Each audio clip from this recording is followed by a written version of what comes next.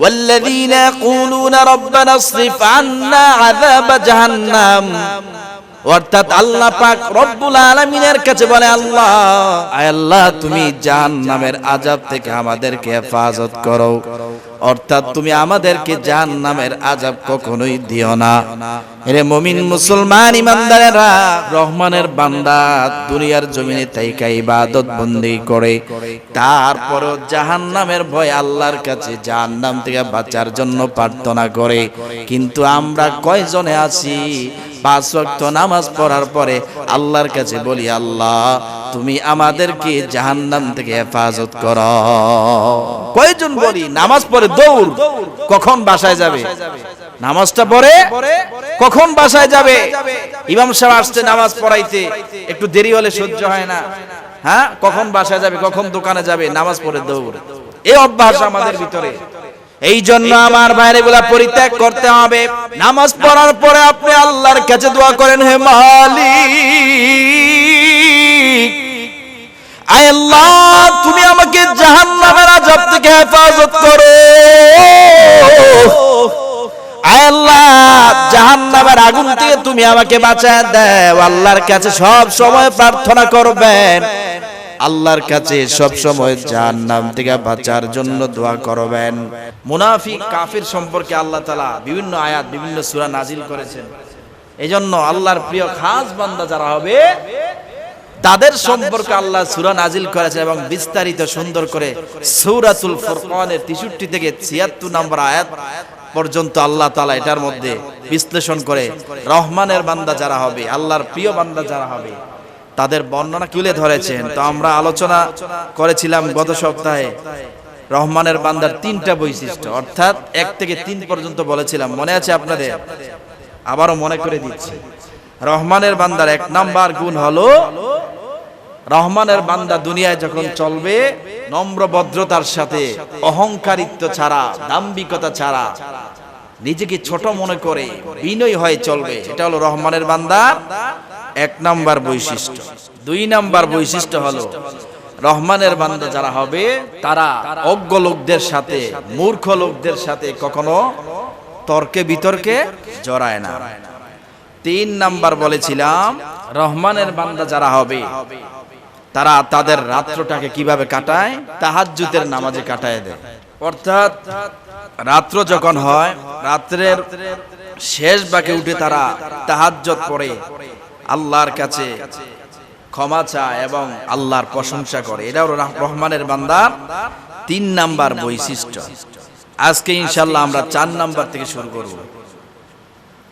রহমানের বান্দার 4 নাম্বার বৈশিষ্ট্য হলো, আল্লাহ তাআলা সূরাতুল ফুরকানের 65 নম্বর আয়াতে বলেন, ওয়াল্লাযীনা ইয়াকুলুনা রাব্বানা ইসরিফ আন্না আযাব জাহান্নাম।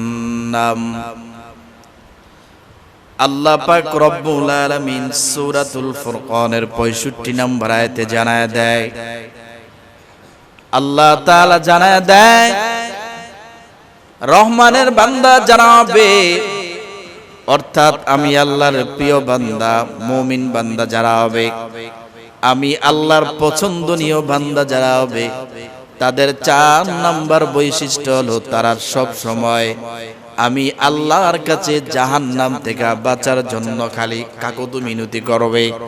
অর্থাৎ জাহান্নাম থেকে বাঁচার জন্য আল্লাহর কাছে বলবে, আল্লাহ, আয় আল্লাহ, তুমি আমাদেরকে জাহান্নাম থেকে বাঁচাও, জাহান্নামের আযাব থেকে তুমি আমাদেরকে বাঁচায়া দাও। এরে বান্দা, রহমানের বান্দা তারা সব সময় ইবাদত বন্দেগী করে, ভালো কাজ করে, তারপরেও জাহান্নাম থেকে বাঁচার জন্য আল্লাহর কাছে তারা প্রার্থনা করে। অর্থাৎ রহমানের বান্দা যারা, তারা কি করে? আল্লাহর কাছে প্রার্থনা করে, আল্লাহ তুমি আমাদেরকে জাহান্নাম থেকে বাঁচাও, অর্থাৎ জাহান্নামের আযাব থেকে তুমি আমাদেরকে রক্ষা করো। 3 নাম্বার বৈশিষ্ট্য বলেছিলাম, আল্লাহ তাআলা 3 নাম্বার বৈশিষ্ট্যের কথা বলতে গিয়ে রহমানের বান্দা বলেছে, আল্লাহ তুমি আমাদের থেকে জাহান্নামের আযাবকে দূরে হটিয়ে দাও, অর্থাৎ ছড়িয়ে দাও। তার মানে এটা দ্বারা মুফাসসিরিনে কেরাম ব্যাখ্যা করেছেন যে তুমি জাহান্নাম জাহান্নামের আযাব আমাদের কাছ থেকে দূরে সরিয়ে দাও, মানে যে আমাদেরকে দুনিয়ার জমিনে এমন ভাবে চলার তৌফিক দাও যাতে আমরা সব সময় ইবাদত বন্দেগী করতে পারি। এই হলো এটার ব্যাখ্যা বিশ্লেষণ। আর 4 নাম্বার, রহমানের বান্দা আল্লাহর কাছে প্রার্থনা করে, আল্লাহ তুমি জাহান্নামের আযাব থেকে আমাদেরকে বাঁচাও। কথা বুঝতেছেন আমার? এই জন্য আমার ভাইয়েরা, এরে মুসলমান, এ যুবক ভাইয়েরা, বৃদ্ধ বাবা, অর্থাৎ রহমানের বান্দার 4 নাম্বার বৈশিষ্ট্য হলো, রহমানের বান্দা আল্লাহর কাছে বলেন, ওয়াল্লাযীনা ইয়াকুলুনা রাব্বানা ইসরিফ আন্না আযাব জাহান্নাম, অর্থাৎ আল্লাহ পাক রব্বুল আলামিনের কাছে বলে, আল্লাহ, আয় আল্লাহ তুমি জাহান্নামের আযাব থেকে আমাদেরকে হেফাজত করো, অর্থাৎ তুমি আমাদেরকে জাহান্নামের আযাব কখনোই দিও না। এরে মুমিন মুসলমান ইমানদারেরা, রহমানের বান্দা দুনিয়ার জমিনে তাইকা ইবাদত বন্দেগী করে, তারপরও জাহান্নামের ভয় আল্লাহর কাছে জাহান্নাম থেকে বাঁচার জন্য প্রার্থনা করে। কিন্তু আমরা কয়জনে আছি 5 ওয়াক্ত নামাজ পড়ার পরে আল্লাহর কাছে বলি, আল্লাহ তুমি আমাদেরকে জাহান্নাম থেকে হেফাজত করো? কয়জন বলি? নামাজ পড়ে দৌড়, কখন বাসায় যাবে? নামাজটা পড়ে কখন বাসায় যাবে? ইমাম সাহেব আসছে নামাজ পড়াইতে, একটু দেরি হলে সহ্য হয় না, হ্যাঁ, কখন বাসায় যাবে, কখন দোকানে যাবে? নামাজ পড়ে দৌড়। এই অভ্যাস আমাদের ভিতরে। এই জন্য আমার ভাইরে গুলা পরিত্যাগ করতে হবে।